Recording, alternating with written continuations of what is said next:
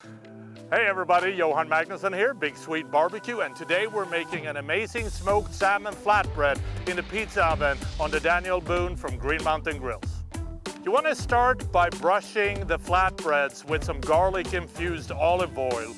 Next, you want to sprinkle some Boursin garlic and herb cheese on top of it, and you can go pretty heavy on the cheese. Next, you want to take some smoked salmon, tear it into pieces, and sprinkle that on top of the flatbread as well. Then you want to set up the pizza oven for about 260 degrees, and then it's time to put in the flatbread and bake them for about 2-3 minutes. After about half the time, you want to rotate them 180 degrees. Now when the flatbread is ready, you want to sprinkle some fresh baby arugula on top, and then you want to chef it up with some lemon zest. We want to throw on a couple of sprigs of dill, and finally we want to add a couple of squirts of balsamic glaze just to make it taste amazing.